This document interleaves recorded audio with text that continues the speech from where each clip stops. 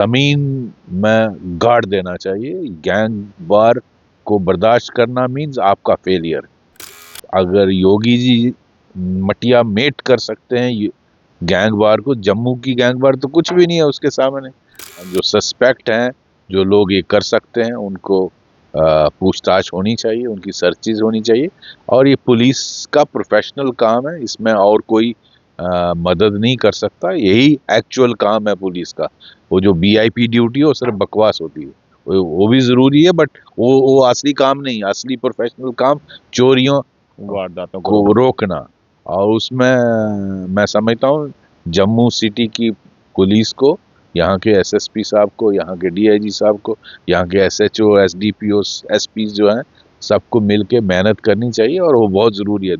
देखिए, चोरियों को रोकना पुलिस का प्रोफेशनल काम, और उसमें बहुत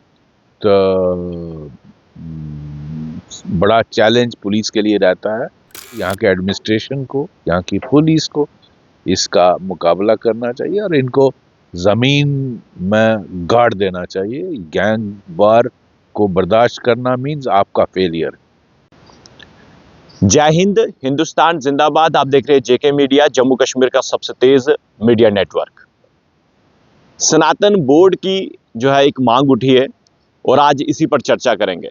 हमारे साथ फॉर्मर डीजी एसपी वैद साहब हैं और इनसे हम चर्चा भी करेंगे क्योंकि ये मांग इन्होंने भी उठाई है और कितना जरूरी है सनातन बोर्ड। आप भी कमेंट बॉक्स में भी राय रख सकते हैं। वैसा अब क्या लग रहा है कि कितना जरूरी है सनातन बोर्ड पूरे हिंदुस्तान के लिए?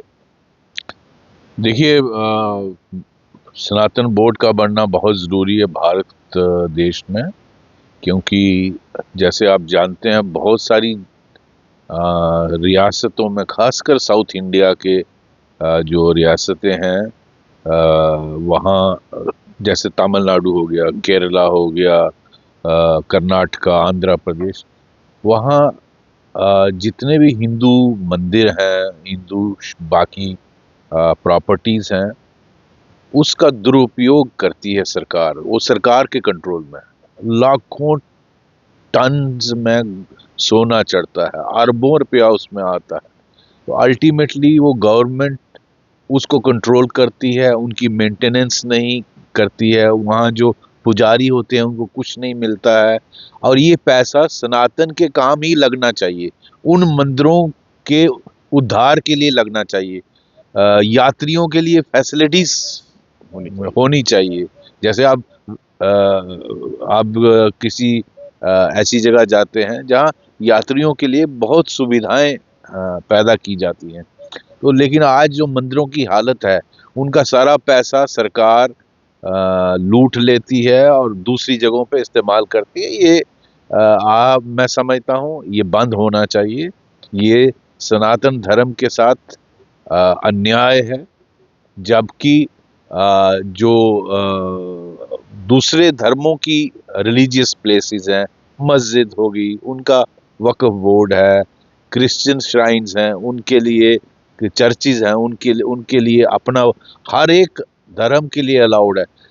ये जो सिर्फ सनातन जो सबसे ज्यादा इस देश में है, 80% लोग सनातन धर्म को फॉलो करते हैं, ज्यादा ही उससे।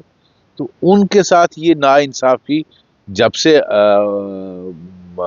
हमारा देश आज़ाद हुआ है, ये चला आ रहा है। अब इसका बंद होना चाहिए और जल्दी से जल्दी हमारी अपील है श्री नरेंद्र मोदी जी से, उनकी सरकार से, कि सनातन बोर्ड बनाया जाए और उसमें साधु संत समाज हो, उसमें एमिनेंट लोग हों, जो अबव बोर्ड हों, जो इंडिपेंडेंट, जिनका जो सिर्फ लोगों की भलाई के लिए काम करें, और पैसा जो इसमें आता है उसको किस तरह से लोगों, यात्रियों की फैसिलिटी के लिए इस्तेमाल किया जाए। जैसे आप वृंदावन में जाते हो, आप बद्रीनाथ जाते हो, आप लेट्स से द्वारका जाते हो, आप मथुरा जाते हो, तो आपको वहाँ पानी पीने की जगह होनी चाहिए, आपको रहने की जगह, साफ सुथरे टॉयलेट्स होने चाहिए, आपके लिए अच्छी सुविधाएं होनी चाहिए। तो तब हम समझें कि जो पैसा लोग अपनी मंदिरों में चढ़ा रहे हैं, जो चढ़तर चढ़ रही है, जो सोना है, चांदी है, लोग अपने गहने चढ़ा देते हैं, पैसा चढ़ाते हैं, वो इस्तेमाल अभी क्या हो रहा है, इसका दो तरह से दुरुपयोग हो रहा है। एक तो साउथ इंडिया का, मैंने जैसे कहा, सरकारें इसका मिस यूज करती हैं और दूसरे कामों में लगाती हैं। वो इसके लिए इसका जो सनातन के लिए इस्तेमाल करना चाहिए वो नहीं होता है। दूसरा, कुछ जगहों पे कुछ चंद फैमिलियां इसको चलाती हैं। ठीक है, मैं नहीं कहता हूं उनको बिल्कुल निकाल दिया जाए। एक जिस तरह से वैष्णो देवी श्राइन में एक सिस्टम रखा था कि जो जो परिवार इनको देखते आए हैं, बागी बारीदार। बारीदार, उनकी एक सिस्टम रखा था। बारीदार्स को भी मिलता है, उनकी परिवार भी चलते हैं। लेकिन ज्यादातर पैसे से आपने वहाँ यूनिवर्सिटी क्रिएट की, आपने वहाँ मेडिकल कॉलेज क्रिएट किया, आपने वहाँ एक हॉस्पिटल क्रिएट किया, तो वो लोगों के काम आ रहा है। तो मेरा ये मानना है कि अगर सनातन बोर्ड बने और इसको हर डिस्ट्रिक्ट लेवल पे, हर स्टेट लेवल पे इसकी बॉडीज होनी चाहिए, जिसमें उच्च कोटि के लोग हों, जो लोगों की भलाई के लिए काम करें, और इसका पूरा स्टेटमेंट साल के बाद कि ये इतनी इनकम आई, हमने ये फैसिलिटीज क्रिएट की। तो वो आम लोगों के लिए, सनातन के लोगों के लिए फैसिलिटीज क्रिएट करें और गुरुकुल चलाएं। बिल्कुल। एक जमाने में जितने हमारे मंदिर थे उनके साथ गुरुकुल अटैच थे, वहाँ पढ़ाई दी, गरीब बच्चों को पढ़ाया जाता था, उनको हर किस्म का प्रशिक्षण दिया जाता था, चाहे वो बर्तन बनाने हैं, कोई भी काम करना है, ताकि वो जब बाहर निकलें तो अपना हर काम उनको वो सक्षम हो, उनको हथियार भी चलाना आता है, अपने धर्म की भी रक्षा करना आती है, अपने धर्म का ज्ञान सीखते हैं, साइंस सीखते हैं, मैथ सीखते हैं, एस्ट्रोलॉजी सीखते हैं। ये सारी चीजें उनको ज्ञान होना चाहिए, और साथ साथ अपनी रोजी कमाने के भी तरीके उनको सिखाए जाते हैं। कोई बर्तन बनाता है, कोई दूसरे शोबे जो काम है, खेती बाड़ी कैसे करनी है, ये सारी चीजें सिखाई जाती हैं। अभी सर जिस तरह से बात की जाए साउथ के जितने भी सनातन के मंदिर हैं, तो वहाँ पर चढ़ावा जो है वो करोड़ों खरबों रुपए के हिसाब से है, वहाँ पे दिन में करोड़ों रुपए चढ़ते हैं। तो क्या लग रहा है आपको कि इसी तरह अगर हम जम्मू की बात करें, बहुत सारे ऐसे मंदिर हैं जिनकी हालत बहुत ही खस्ता है और खंडित मंदिर हो रहे हैं, और वो मंदिर जो हमारे राजा महाराजाओं ने बनाए, तो क्या लग रहा है इन पर भी कुछ होना चाहिए? ये सारे देश के लिए मैं कह रहा हूँ, सिर्फ जम्मू का नहीं। जम्मू में तो खैर हमारे मंदिरों की इतनी बुरी हालत है कि यहाँ कोई खास इनकम भी नहीं आती है। मैं एक बार इंटरेक्ट कर रहा था इनसे, जो धर्मार्थ ट्रस्ट मैनेज करता है, वो तो कहते हैं कि हमारे मंदिरों को मेंटेन करने के लिए भी हमारे पास इनकम नहीं होती है। क्योंकि मैंने एक बार उनसे बात की थी कि आप दुनिया सनातन, अब ये सेंचुरी सनातन की है, दुनिया सनातन को फॉलो करना चाहता है। इतने अच्छे अच्छे हमारे यूट्यूब में भजन आते हैं, तो मैंने कहा हर यूट्यूब का कनेक्शन 400-500 रुपये में आपको इंटरनेट का कनेक्शन मिल जाता है, तो आप हर मंदिर में लीजिए। मैं लोगों से आपको डोनेट कराऊंगा स्क्रीन जो लगाई जा सकती है, और उसमें शाम को रोज लोग मंदिर में आए, जब आप हनुमान चालीसा लगाया, जैसे आपने हनुमान चालीसा लगाया रोज मंगलवार को, या कोई भी आपने भजन लगाए, 1-2 घंटे सवेरे, 1-2 घंटे शाम को, तो लोग आएंगे, लोग भजन गाएंगे। तो फॉरेनर पागल हो रहे हैं सनातन के बिल्कुल। भजनों को सुन के, तो हम क्यों नहीं कर सकते? लेकिन वो कहते हैं हमारे पास इतने पैसे भी नहीं है कि हम स्क्रीन खरीद सकते हैं। मैंने इनफैक्ट ऑफर किया था धर्मा ट्रस्ट को कि मैं आपको लोगों से डोनेट कराऊंगा, लेकिन उनका कोई खास रिस्पांस मिला नहीं। यहाँ इकोनॉमिक हालत इतनी अच्छी नहीं है।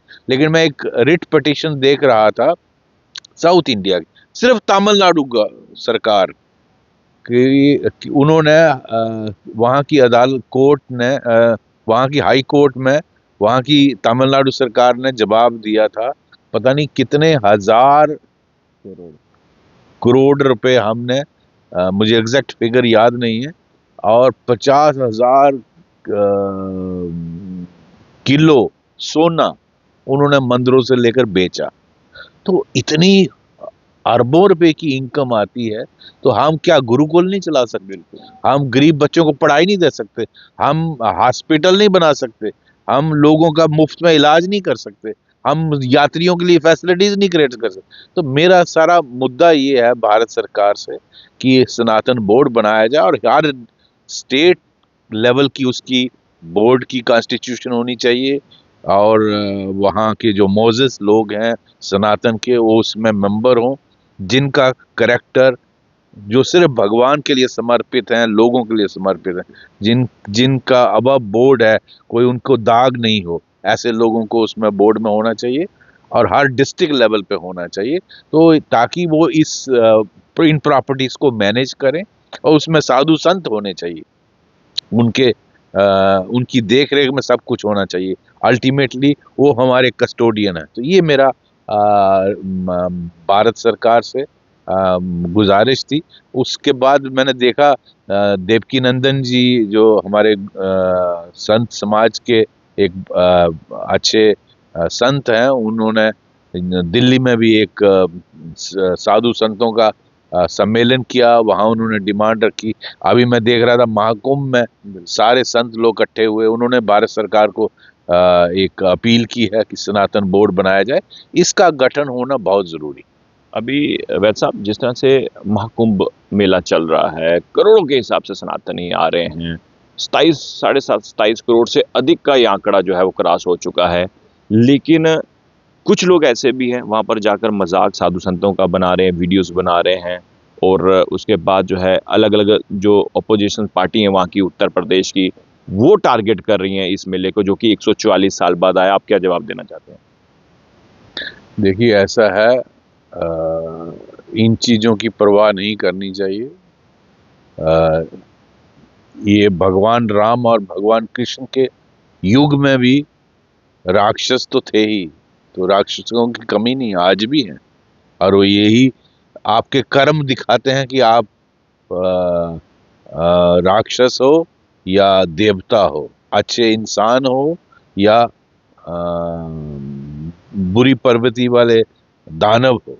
तो आप महिलाओं के साथ कैसा व्यवहार करते हो, वो दिखाता है कि आपका करैक्टर क्या है। तो इससे घबराना नहीं है।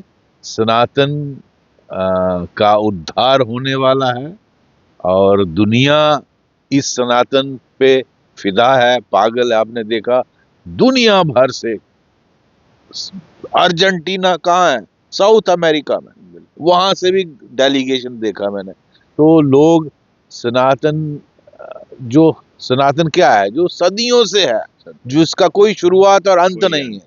तो सनातन एक नेचुरल भगवान के कई क्रिएटेड एक परंपरा है। तो सनातन जो है उससे उसको कोई कोई खराब नहीं कर सकता। ऐसे लोग पहले भी आए थे, आगे भी आएंगे, और उनका अंत निश्चित है, ये मैं जानता हूँ। देखिए, बहुत ही खूबसूरत बात गई। देखिए, सनातन का कोई अंत नहीं है, अनंत है। और याद रखिएगा कि जो भी सनातन का मजाक उड़ा रहे हैं, जो वीडियोस वहां पर बनाए, ईश्वर नहीं माफ करेगा, भगवान भोलेनाथ नहीं माफ करेंगे। सर, मेरा एक और सवाल है, प्लेसेस ऑफ वर्शिप एक्ट को लेकर क्या कुछ कहना चाहते हैं? जो अभी इस तरह से जो बातें सामने आ रही हैं, उसको लेकर क्या कुछ कहना चाहते हैं?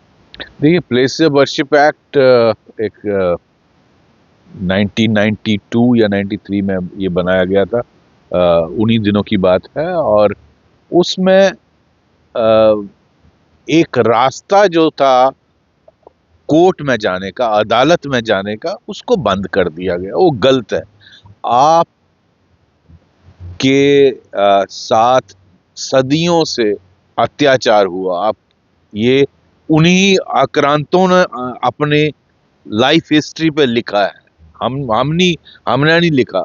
आप या तो जो बाहर से उस जमाने में लोग आए, उन्होंने उस वक्त के राजाओं का वर्णन किया है, और या तो इन लोगों ने अपनी बढ़ाई करके लिखा है, जैसे वह अकबरनामा है, जैसे औरंगजेब के टाइम की उस वक्त की जो लिखी हुई है कि हमने कौन कौन सा मंदिर तोड़ा और वहां मस्जिद बनाई।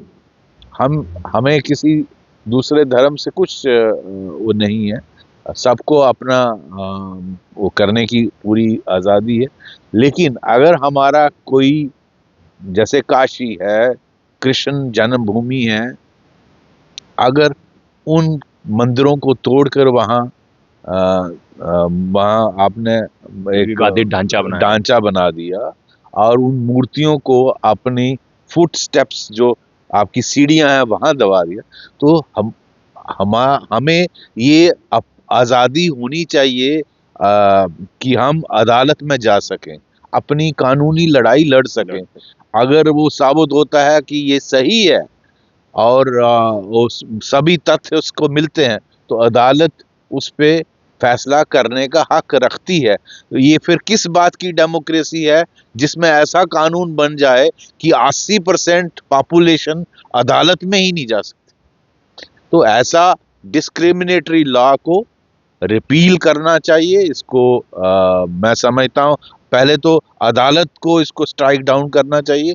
अगर अदालत नहीं करती है तो पार्लियामेंट को इसको रिसाइन करना चाहिए, और कानून में हर एक को आज़ादी होनी चाहिए अदालत को अप्रोच करने का, from lowest court to the highest court. हम सुप्रीम कोर्ट तक जा ही नहीं सकते, ये क्या मजाक है।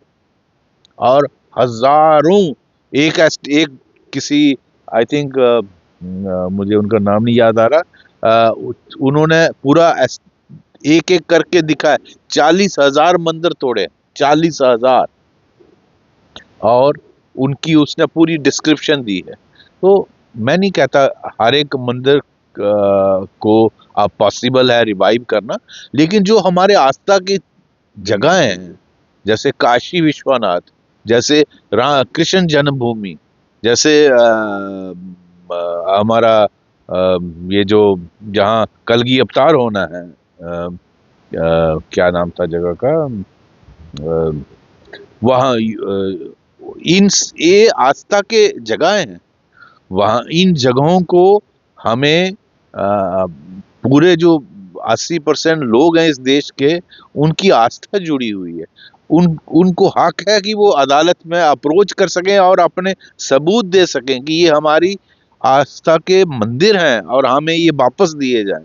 तो मैं समझता हूँ ये कानून डिस्क्रिमिनेटरी है, इसको बिल्कुल रिपील करना चाहिए। अभी जिस तरह से देश के यशस्वी प्रधानमंत्री माननीय मोदी जी ने राम मंदिर के नींव पत्थर भी रखा, वहाँ पर प्राण प्रतिष्ठा भी हुई, तो क्या लग रहा है कि जो चीज़ें मुगलों ने की, जो सनातन के साथ खिलवाड़ किया, मंदिर तोड़े, तो ऐसे और भी जिस तरह से आपने बताया, जानकारी दी कि बहुत सारे मंदिर हैं और ऐसा सरकार कर भी रही है, कोशिश कर रही है, तो तब भी बहुत सारे लोग जो हैं वो काम होने नहीं दे रहे हैं। देखिए, मोदी जी और योगी जी बहुत इसमें कोशिशें कर रहे हैं, और भगवान उनको मजबूत बनाए, उनको सक्षम बनाए, ताकि ये सारी चीज़ें मुमकिन हो सकें। मोदी जी के आने के बाद काफ़ी चेंजेस आई हैं, बहुत काम हुए हैं, बहुत बदलाव आए हैं। लेकिन हम चाहते हैं कि ये चीज़ें इसमें जो जो लोगों की आस्था के केंद्र है वो वापस सनातन को मिलने चाहिए, और इसमें प्लेसेस ऑफ वर्शिप एक्ट को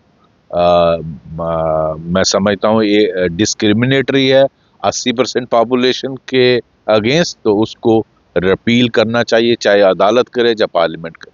अभी सर आखिरी सवाल पूछना चाहूँगा, जम्मू कश्मीर पुलिस में आपने सेवाएं दी हैं एज ए डीजी, और क्या लग रहा है कि इस वक्त जो हालात हैं, खासकर जम्मू की अगर हम बात करें, यहाँ पर लगातार जो है चोरियां बढ़ती जा रही हैं, और दूसरी बात जो है यहाँ पर गैंगवार बढ़ती जा रही है और मर्डर यहाँ पर हो रहे हैं। आप इन चीज़ों को किस तरह से देखते हैं? हाँ, मुझे याद आया, तीसरी जगह संभल थी, संभल यूपी में, कलगी अवतार जहाँ। कलगी अवतार यहाँ। दूसरा जो आपका सवाल है, देखिए, चोरियों को रोकना पुलिस का प्रोफेशनल काम, और उसमें बहुत बड़ा चैलेंज पुलिस के लिए रहता है। और मैं समझता हूँ इसमें अगर लोगों के साथ मिलकर पुलिस नाकाबंदी करे, पेट्रोलिंग रात को रखी जाए, गलत लोगों जो सस्पिशियस लोग हैं उनको आइडेंटिफाई करे और चोरियों को रिकवर करने की कोशिश करनी चाहिए। और इसमें जो सस्पेक्ट हैं, जो लोग ये कर सकते हैं, उनको पूछताछ होनी चाहिए, उनकी सर्चिज होनी चाहिए। और ये पुलिस का प्रोफेशनल काम है, इसमें और कोई मदद नहीं कर सकता। यही एक्चुअल काम है पुलिस का। वो जो वीआईपी ड्यूटी है वो सिर्फ बकवास होती है। वो भी जरूरी है, बट वो असली काम नहीं। असली प्रोफेशनल काम चोरियों वारदातों को रोकना। और उसमें मैं समझता हूँ जम्मू सिटी की पुलिस को, यहाँ के एसएसपी साहब को, यहाँ के डीआईजी साहब को, यहाँ के एसएचओ, एसडीपीओ, एसपी जो हैं, सबको मिलके मेहनत करनी चाहिए और वो बहुत ज़रूरी है। दूसरा आपका सवाल है गैंग वार। अगर आप छोटी उम्र के हैं, मैं 91 से 93 1991 से 93 एसपी सिटी था। जितनी गैंग वार उस वक्त होती थी आज नहीं होती। लेकिन अब उस वक्त का रिकॉर्ड देखना, हर दिन 4-5 लोगों को छुरे लगते थे और फिर गोलीबारी होने लगी। अल्टीमेटली वो गैंग वार सारी खत्म कर दी गई थी। 91 और 93 की बात है। उसके लिए मेहनत की ज़रूरत है, आइडेंटिफाई करने की ज़रूरत है कौन कौन गैंगस्टर हैं। उनके खिलाफ अगर योगी जी मटिया मेट कर सकते हैं गैंग वार को, जम्मू की गैंग वार तो कुछ भी नहीं है उसके सामने। तो यहाँ के लोगों को, यहाँ के एडमिनिस्ट्रेशन को, यहाँ की पुलिस को इसका मुकाबला करना चाहिए और इनको ज़मीन में गाड़ देना चाहिए। गैंग वार को बर्दाश्त करना मीन्स आपका फेलियर। धन्यवाद। चलिए शुक्रिया। तो देखिए, सनातन बोर्ड को लेकर हमने चर्चा की और जम्मू में इस वक्त जो सिचुएशन है, चोरियां बढ़ती जा रही हैं और गैंगवार जो है वो कहीं ना कहीं 2 मामले सामने आ चुके हैं। जीवल में गोलीकांड हुआ और उसके बाद बीते कल भी जो है मीरा साहिब में जिस तरह से एक गैंगस्टर ने पुलिस पर गोलियां चलाई। तो ये गैंगवार और गैंगस्टर जो है वो बढ़ते जा रहे हैं और इसको लेकर जो फॉर्मर डीजी हैं जम्मू कश्मीर पुलिस के, उन्होंने साफ तौर पर कह दिया है कि अगर गैंगवार बढ़ेगी ये कहीं ना कहीं फेलियर होगा। तो आपको क्या लगता है? अपनी राय जरूर कमेंट बॉक्स में रखिएगा। देखते रहिए जेके मीडिया। कैमरामैन दीपक मनाज के साथ, जय हिंद।